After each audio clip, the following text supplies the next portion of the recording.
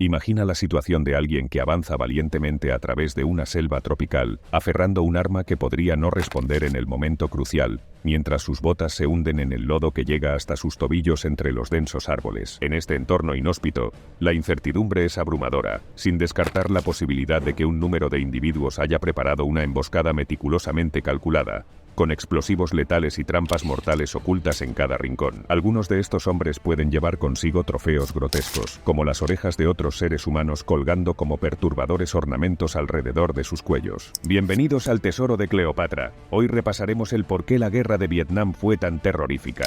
El 14 de noviembre de 1965, el primer batallón de la División de Caballería fue desplazado a través de helicópteros Huey y arrojado en una región remota, ubicada en las tierras altas centrales de Vietnam del Sur, en cercanía a la frontera con Camboya. Recibieron información sobre la presencia de norteños vietnamitas en la zona, quienes aparentemente tramaban algún plan, aunque la cantidad exacta de estos individuos era aún desconocida.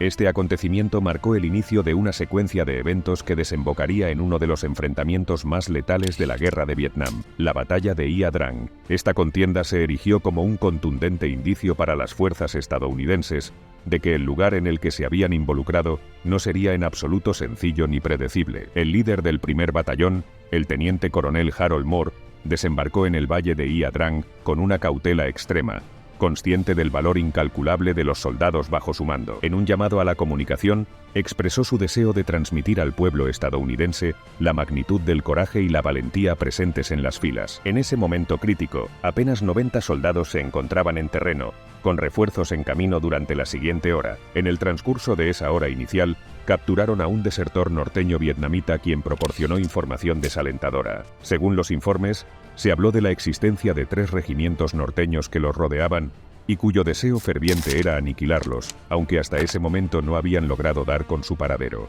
Esta revelación oscureció aún más el panorama, indicando que los norteños anhelaban el cumplimiento de su objetivo letal. A pesar de la llegada posterior de más tropas estadounidenses, la desventaja numérica seguía siendo significativa, con una disparidad aproximada de 10-1. Alrededor del mediodía, el entorno selvático estalló en acción. Los norteños vietnamitas se adentraron en la densa vegetación y se encontraron cara a cara con las tropas estadounidenses en un feroz y letal combate cuerpo a cuerpo. Los intentos por asegurar refuerzos y llamar a la artillería y los bombardeos, a pesar de su impacto en ambos lados, no pudieron evitar el choque cercano. La llegada de la noche trajo consigo una atemorizante sensación de lo desconocido. Los soldados estadounidenses se refugiaron y escucharon los sonidos de los norteños vietnamitas que exploraban la zona, tratando de localizarlos. La oscuridad intensificó el horror de la guerra, transformando la selva en un escenario de pesadilla. La intensa contienda continuó durante 3 agónicos días, hasta que finalmente los estadounidenses lograron establecer una zona de aterrizaje segura. El resultado fue devastador. Los pertenecientes al norte sufrieron alrededor de 1.200 bajas, mientras que las pérdidas estadounidenses ascendieron a 79. A pesar de tener la oportunidad de retirar a todas sus tropas en el tercer día, algunas decisiones estratégicas llevaron a que un contingente se quedara atrás, lo cual resultó en consecuencias desastrosas. En el cuarto día, los 2 batallones restantes se dirigieron a una segunda zona de aterrizaje, LZ Albany, solo para ser emboscados en el camino. La lucha subsiguiente persistió durante 16 horas y resultó en una carnicería. Rondas de mortero y otras armas norteñas vietnamitas cegaron la vida de 70 soldados estadounidenses en los primeros instantes de la emboscada. Ese fatídico día vio la pérdida de más de 150 americanos en total, junto con un número aún mayor de norteños vietnamitas. Uno de los líderes de patrulla sobrevivientes, Rick Rescorla, describió el resultado de la batalla como un macabro y prolongado accidente de tráfico en medio de la jungla. La batalla de Ia Drang, la primera gran confrontación de los Estados Unidos en la guerra, resultó en un desastre incontestable. A medida que la guerra continuaba y la cobertura mediática se ampliaba, se tornaba cada vez más evidente que los americanos estaban afrontando una lucha mucho más ardua y desafiante de lo que inicialmente habían anticipado. En la batalla de Ia Drang, los soldados estadounidenses tuvieron su primer encuentro real con lo que significaba luchar contra el ejército regular norvietnamita. Sin embargo, los combatientes que destacaron aún más fueron aquellos que lucharon por el Frente de Liberación Nacional, también conocido como el Viet Cong. Estos hombres eran como espectros, versados en la guerra de guerrillas, conocían el terreno de la jungla como la palma de sus manos y tenían una habilidad para vestirse como civiles y mezclarse con la población local. Incluso lograron infiltrarse infiltrarse en la embajada de Estados Unidos en Saigón y tomar su control durante un tiempo en 1968. Por otro lado, el ejército norvietnamita era el ejército regular de Vietnam del Norte, compuesto por soldados bien entrenados y organizados. Operaban de manera más convencional, empleando tácticas de guerra convencional, que incluían enfrentamientos a gran escala utilizando infantería, unidades de artillería y armadura, así como ofensivas coordinadas. Recibían apoyo y orientación de la Unión Soviética y China, y sus operaciones estaban centralizadas bajo la estructura de mando del gobierno norvietnamita. Durante la ofensiva del Tet, en enero de 1968, el Viet Cong, en colaboración con el ejército regular norvietnamita, lanzó una serie de ataques sorpresa en el sur. Un grupo de combatientes, disfrazados de soldados y civiles survietnamitas, atacaron la embajada de Estados Unidos en Saigón. Vestidos con uniformes robados, portaban identificaciones falsas y armas ocultas bajo su ropa. Lograron atravesar el perímetro de la embajada y entablaron un tiroteo con las fuerzas estadounidenses allí presentes. Los combatientes del Viet Cong ocuparon el edificio durante 6 horas antes de ser finalmente abatidos y capturados. La ofensiva del Tet también incluyó un ataque al campamento militar estadounidense en Khe Sanh, ubicado cerca de la zona desmilitarizada que separaba el norte y el sur de Vietnam. Allí, el Viet Cong empleó una combinación de tácticas militares convencionales y disfraces para llevar a cabo el ataque. Guerrilleros disfrazados como campesinos o trabajadores locales colocaron explosivos y llevaron a cabo ataques a pequeña escala alrededor del perímetro del campamento. Esta estrategia buscaba distraer y retener a las fuerzas estadounidenses mientras se lanzaban ataques a mayor escala en otros lugares. A pesar de sus esfuerzos, la ofensiva del Tet no resultó exitosa para el Viet Cong y el ejército norvietnamita. Sin embargo, marcó un punto de inflexión importante en la guerra. Puso al descubierto el escaso progreso logrado por Estados Unidos y Vietnam del Sur contra el norte. La opinión pública estadounidense comenzó a cambiar drásticamente, y las protestas en contra de la guerra se intensificaron. Este ataque desmanteló la ilusión de que Estados Unidos y sus aliados estaban cerca de alcanzar la victoria en Vietnam. La naturaleza generalizada de los ataques tomó por sorpresa a muchos estadounidenses y desafió la narrativa de que la guerra estaba siendo ganada. Las razones por las cuales el Viet Cong logró ejecutar numerosos ataques sorpresa durante la ofensiva del Tet y en todo el transcurso de la guerra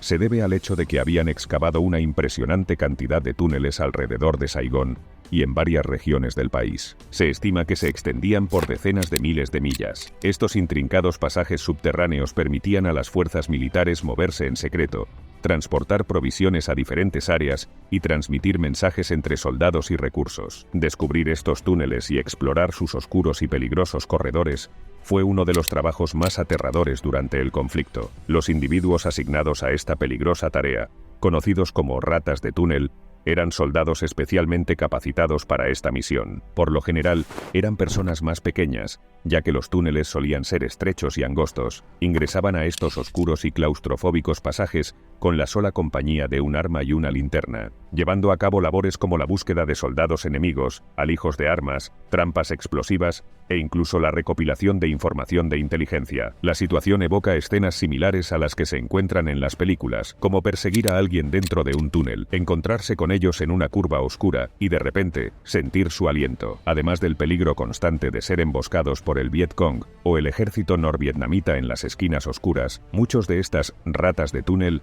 se encontraban en encarnizados enfrentamientos a corta distancia, lidiando con un espacio limitado para maniobrar. Además de la amenaza enemiga, también tenían que enfrentar trampas explosivas, que incluían fosos con estacas de bambú afiladas y cajas de regalo ubicadas estratégicamente, repletas de serpientes venenosas y arañas. Las condiciones de vida en esos túneles eran demasiado duras y adversas. El aire escaseaba, la oscuridad y la humedad eran constantes, la comida era poco abundante, y la jungla albergaba una serie de criaturas peligrosas, como anacondas, ciempiés, escorpiones, arañas, y por supuesto, un gran número de ratas que transmitían enfermedades. Los soldados a menudo se veían obligados a permanecer en esos túneles durante varios días seguidos, especialmente durante los intensos bombardeos estadounidenses, y solo salían de noche para buscar alimentos. Además, La malaria se convirtió en un grave problema para los soldados vietnamitas atrapados en esos túneles, con informes que indicaban que aproximadamente la mitad de una unidad del Vietcong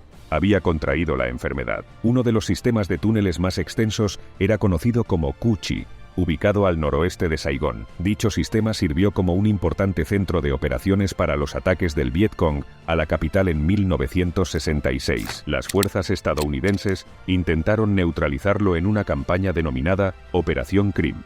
A pesar de la considerable destrucción en la jungla, muchos de los túneles continuaron intactos y en poco tiempo fueron nuevamente ocupados por las fuerzas del Vietcong. Se calcula que alrededor de 45.000 personas perdieron la vida en este sistema de túneles. Los problemas durante la guerra no siempre eran causa de las escalofriantes misiones. Los frecuentes atascos en los rifles M16 se convirtieron en un problema tan grave que muchos soldados se vieron obligados a recoger fusiles AK-47 del enemigo, ya que eran mucho más fiables en comparación. En los años tempranos de la década de 1960, el ejército estadounidense buscaba modernizar su equipamiento de disparo estándar. Aparentaba ser una elección prometedora, siendo más ligera, precisa y con menor retroceso, además de causar mayor daño en comparación con el M14.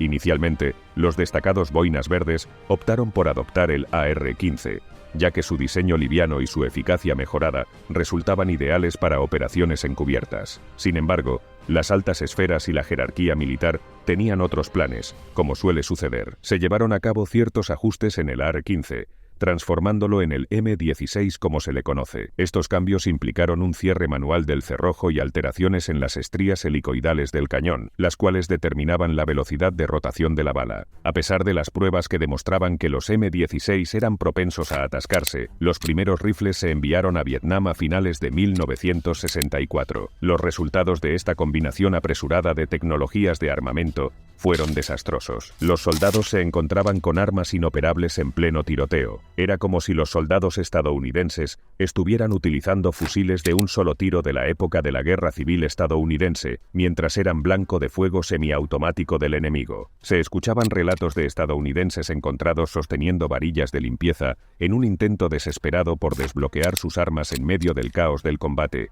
Un sondeo realizado en 1967, que inicialmente se mantuvo en secreto pero que ahora está disponible para el público, reveló que sorprendentemente, un 80% de los 1.586 soldados encuestados informaron que sus armas se trababan mientras intentaban disparar durante la guerra.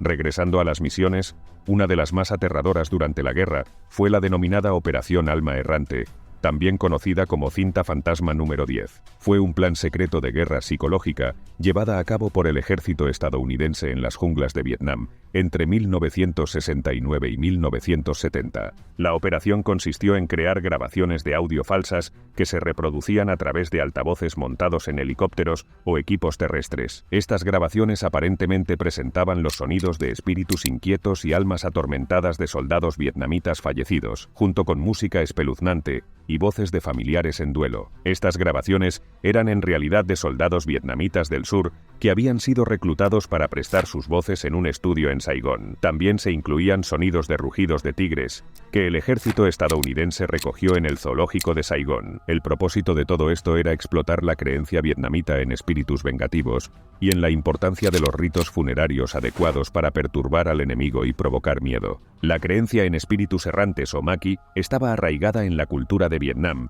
y se consideraba fundamental asegurar un entierro apropiado para evitar que los espíritus vagaran y causaran malestar. Otra de las muchas cosas que caracterizó el horror de esta guerra tenía como nombre las jaulas de tigre, un término que parece destinado a contener a estos animales salvajes, pero en realidad, durante la guerra de Vietnam, eran pequeñas celdas diseñadas para retener personas, espacios que apenas eran lo suficientemente amplios para acomodar a un tigre, y mucho menos para varios prisioneros humanos. Las jaulas de tigre eran en realidad trincheras de concreto de dimensiones reducidas con barras en la parte superior. El objetivo de estas celdas era causar dolor y crear condiciones de extrema incomodidad para quienes quedaran atrapados en su interior. Tanto el gobierno de Vietnam del Sur como sus aliados emplearon este método para castigar a sus enemigos, incluyendo a los combatientes del Vietcong y a aquellos que se sospechaba simpatizaban con ellos. Los prisioneros eran forzados a amontonarse en estas celdas. En ocasiones varias personas eran apiñadas en un mismo espacio, donde apenas tenían lugar para moverse o ponerse de pie, y mucho menos para tumbarse. Existió una unidad élite apodada Tiger Force. Esta unidad fue creada en 1965 con el objetivo de cazar a guerrilleros. Fueron entrenados en el arte del combate sigiloso, vigilancia y reconocimiento, y enviados a la jungla en 1968. Recibieron la medalla de la unidad presidencial de manos del presidente Johnson, un reconocimiento por la valentía y fortaleza excepcionales demostradas por toda la unidad. Sin embargo, años después, un reportero de un pequeño periódico en Toledo llamado The Blade descubrió documentos escalofriantes. Esta unidad hizo desaparecer a cuantas personas pudieron. El comandante del pelotón, el coronel Gerald Morse, alentó a los soldados a superar ampliamente el límite propuesto. Para el final de la campaña de 1967, habían acumulado más de 1000 vidas. Los miembros actuaron de manera sádica, eliminando a cualquiera que se cruzara en su camino, y no solo eso, incluso haciendo collares con las orejas era una práctica común. En una entrevista, un médico que formó parte de la unidad estimó que eliminaron a 150 personas en tan solo un mes. Para 1971, las historias sobre las atrocidades cometidas por la Fuerza Tigre llevaron a una investigación secreta en la que el ejército determinó que muchos de los acontecimientos eran ciertos. Sin embargo, al final, nadie fue procesado, y a 6 de los soldados más implicados se les permitió renunciar en silencio en 1975. La investigación completa quedó sepultada hasta que fue descubierta en 2003 por ese reportaje del periódico llamado The Blade. El término amerasiático tiene su origen en la década de 1930 en Vietnam, y hace referencia a aquellos individuos de zonas rurales que buscaban refugio en las ciudades debido a las disparidades socioeconómicas durante la época de dominio colonial francés. Durante la Guerra de Vietnam, este término se aplicó a los hijos nacidos de padres estadounidenses y madres vietnamitas, quienes a menudo enfrentaron marginalización en los dos países enfrentados. La cultura vietnamita existe un fuerte estigma asociado con los nacimientos fuera del matrimonio y la herencia extranjera, lo que generó una vida difícil para estos niños en la Vietnam comunista de la posguerra, ya que eran vistos como símbolos de colaboración con el enemigo. En 1970, el Departamento de Defensa de Estados Unidos afirmó que no se consideraba responsabilidad del gobierno el cuidado de estos jóvenes desfavorecidos. Sin embargo, 5 años después, durante la retirada de Estados Unidos de Vietnam, se implementó la Operación Baby Lift, con el objetivo de rescatar a algunos de estos niños. A pesar de un comienzo trágico en el que un avión cargado con huérfanos eurasiáticos se estrelló, la operación continuó y logró evacuar a alrededor de 3.300 niños de Vietnam. A lo largo del tiempo, se ha cuestionado la ética detrás de esta operación en diversas ocasiones, ya que no todos eran huérfanos y llevarlos a otro país sin su consentimiento era para algunos un secuestro. Las guerras son terribles de muchas maneras y la de Vietnam no fue diferente. Fue aterradora para todos los involucrados y tuvo lugar en una época en la que muchos periodistas estaban documentando la situación, lo que llevó los horrores de la guerra a los hogares de las personas por primera vez. ¿Qué te parecieron los terroríficos acontecimientos durante la guerra de Vietnam? Si te ha gustado este vídeo, entonces no te puedes perder nuestro vídeo más reciente, seguro que te gustará. Recuerda darle like y suscribirte para más vídeos como este.